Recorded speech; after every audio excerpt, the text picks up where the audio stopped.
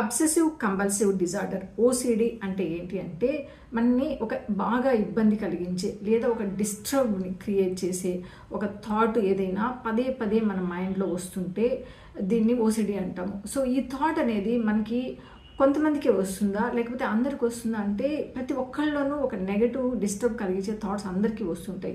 కానీ ఎవరైతే ఎక్కువ దానికి రెస్పాండ్ అవుతారో లేదంటే అది నిజం, అది జరుగుతుంది అని స్ట్రాంగ్గా బిలీవ్ చేస్తారు, అంతేకాకుండా అన్కాన్షియస్గా నాకు తెలియకుండా ఈ థాట్ పట్ల నేను ఏదైనా చేసేస్తానేమో అన్న భయం కూడా కలిగినప్పుడు ఆ ఓసిడి ట్రాప్లో పడిపోతూ ఉంటాం అనమాట. సో ఎప్పుడైతే ఈ ఓసిడి ట్రాప్లో మనం పడతామో సో అప్పుడు మనకి ఒక కైండ్ ఆఫ్ భయం వేస్తుంది. సో నేను ఏదో ఒక బ్యాడ్ పర్సన్ని, నా వల్ల ఏదైనా హార్మ్ జరుగుతుందేమో అన్న ఫియర్ లాంటివి మనలో తెలియకుండానే డెవలప్ అవుతుంటాయి. ఈ ఓసిడి థాట్స్ ఎలా ఉంటాయంటే చాలా పెయిన్ఫుల్గా ఉంటాయి. అంటే మనకి ఏదైతే వద్దు, ఏదైతే జరగకూడదు అనుకుంటామో అలాంటి థాట్సే వస్తుంటాయి. ఫర్ ఎగ్జాంపుల్ మనము దేవుడి పట్ల చాలా పవిత్రంగా చూస్తుంటాము, కానీ దానికి అగెన్స్ట్గా, దేవుడికి అగెన్స్ట్గా ఏదైనా కొన్ని థాట్స్ వస్తే మనం ఎవరితో షేర్ చేసుకోలేము, చాలా షేమ్గా ఫీల్ అవుతూ ఉంటాం అనమాట. So at the same time మన వల్ల ఎవరికైనా హార్మ్ జరుగుతుందేమో, నేను వెజిటబుల్స్ కట్ చేస్తుంటే ఎవరినైనా కట్ చేస్తానేమో అన్న ఫియర్ వచ్చినప్పుడు నిజంగా it is very painful thought అనమాట. అదేవిధంగా నేను బయటికి వెళ్ళొస్తా, ఇంట్లోకి రాగానే స్నానం చేయకపోతే మా పేరెంట్స్కి ఏదైనా జరుగుతుందేమో అన్న భయము కూడా ఇది ఓసిడి థాటే అనమాట. సో అట్లాగే మనము నా చేతికి జర్మ్స్ అంటాయి, నన్ను వాష్ చేసుకోవాలని, లేకపోతే బయటికి ఎక్కడికైనా వెళ్తున్నప్పుడు మాటికి వచ్చి ఆ డోర్ లాక్ చేశానా లేకపోతే స్టవ్ ఆఫ్ చేశానా లేదా అని పదే పదే మనము చెక్ చేసుకుంటూ ఉంటాం అనమాట. సో ఇవన్నీ ఏంటంటే మనకి తెలియకుండానే మన డే అంతా మనం దాంట్లోనే ఎంగేజ్ అయిపోయి ఒక కైండ్ ఆఫ్ స్ట్రెస్ని క్రియేట్ చేసుకుంటూ ఇంటర్నల్గా ఒక ఫియర్ని క్రియేట్ చేసుకుంటూ ఉంటాం. సో ఎప్పుడైతే ఈ థాట్స్ వస్తాయో వీటిని మనం బ్యాలెన్స్ చేయాలి, లేదంటే వీటిని కామ్ డౌన్ చేసుకోవాలి అని మనము కొన్ని కంపల్షన్ స్టార్ట్ చేస్తాము. అంతేకాదు నా వల్ల హార్మ్ జరగదు, దీన్ని కంట్రోల్ చేస్తాను అని మన మైండ్ ఎప్పుడైతే దాన్ని బిలీవ్ చేస్తూ ఉంటుందో సో అప్పుడు కూడా మనము ఇంటికి రాగానే ఎప్పుడైతే స్నానం చేయడం స్టార్ట్ చేస్తామో అది ఒక 10 minutes 15 minutes స్నానం కాస్త 1 hour 2 hours కూడా అవుతుందన్నమాట.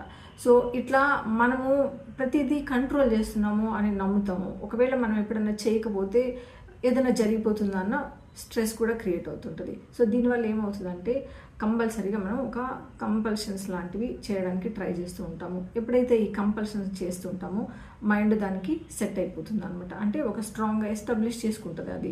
అంటే నీవు లోపలికి వచ్చావు కదా కంపల్సరీగా స్నానం చేయి, లేకపోతే you feel that kind of some stress నీలో వచ్చేస్తూ ఉంటుంది, ఏదో జరుగుతుంది అన్న భయం వచ్చేస్తుంటుంది అనమాట.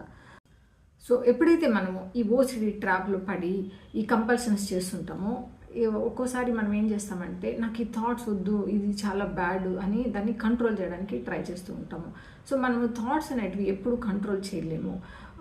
సో ఇక్కడ ఏం జరుగుతుంది అంటే మనం డిస్ట్రాక్ట్ చేసుకోవడానికి మాత్రమే వీలవుతుంది. అంటే మనము డేలో అంతా బిజీగా ఉండటము లేకపోతే ఫోన్ టీవీ లాంటివి ఎంగేజ్ అయిపోయినప్పుడు కూడా కొంచెం సేపు మాత్రమే ఈ ఓసిడి థాట్స్ లాంటివి పక్కన ఉండొచ్చేమో, లేదంటే అవి మైండ్లో రిపీటెడ్గా వస్తూనే ఉంటాయి.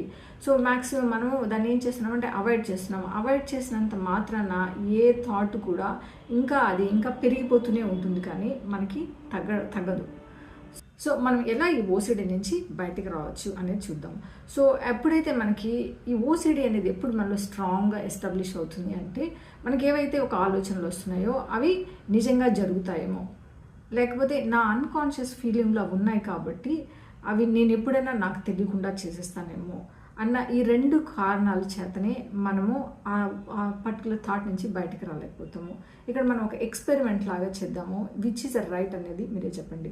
ఇక్కడ ఒక థియరీ ఏ, థియరీ బి ఉంది. ఈ థియరీ ఏ ఏంటంటే నేను ప్రతిసారి బయటకు వెళ్ళేటప్పుడు నా ఇంట్లో స్టవ్ చెక్ చేసుకోవడమా లేదా గీజర్ లాంటివి చెక్ చేసుకుని బయటకు వెళ్ళిన తర్వాత మళ్ళీ వెనక్కి వచ్చి చూసుకుంటున్నాము.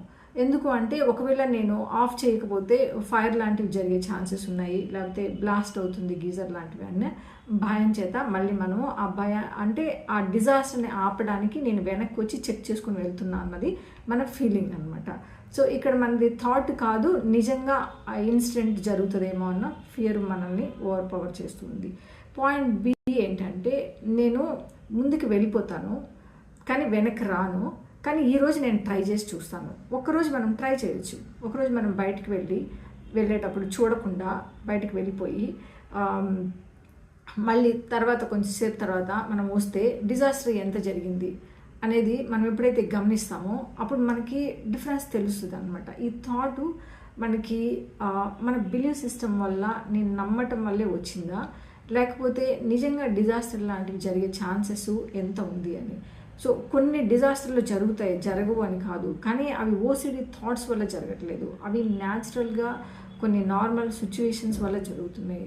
సో దాన్ని మనం ఈ ఓసిడికి లింక్ చేయలేము అనమాట. సో ఎప్పుడైతే మనం ఒక ఛాలెంజ్ని తీసుకొని మనం ట్రై చేస్తూ ఉంటామో అప్పుడు మనకి అర్థమవుతుంది, ఓహో ఇది నా బిలీవ్ సిస్టంలో నుంచే ఈ థాట్ వస్తుంది అనేది. సో ఇట్లా ఒకసారి చేసిన తర్వాత మళ్ళీ try in the next time keep doing it repeatedly.